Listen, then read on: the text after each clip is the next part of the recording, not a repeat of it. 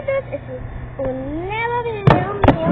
Les voy a cantar otra canción que es toda la canción completa del barco que se navegar. Esa es como casi la última parte, la que le canté los otros.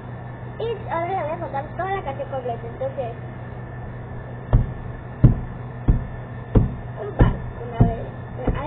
Perdón, disculpen. Estamos haciendo esta parte.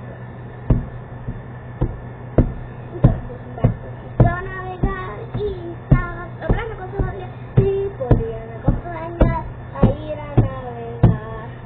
Y se llegaba a la tetera del mar, la tetera del mar. Entonces estaba perdido porque se fue. Su familia dijo que no, fue también solo. No le hizo caso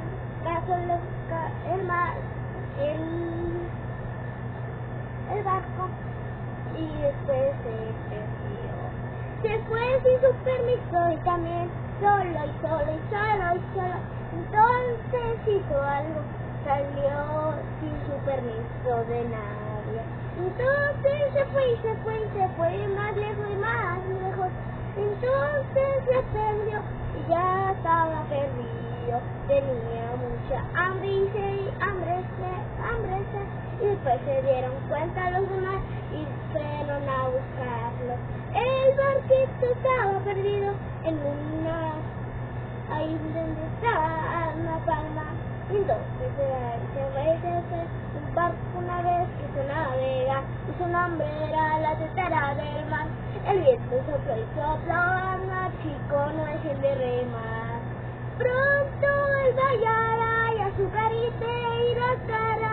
Cuando dejen de cantar, se dará de salvar. Entonces fueron a salvar al marinito que estaba muy perdido. Hoy se puso a llorar porque no sabía dónde estaba su familia. Entonces se puso a llorar y después lo encontraron y todos estaban muy felices y demasiado felices porque ya por fin lo encontraron al barquito. Esa es toda completa la canción que yo hice.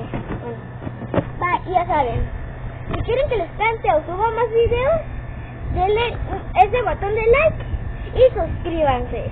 Bye.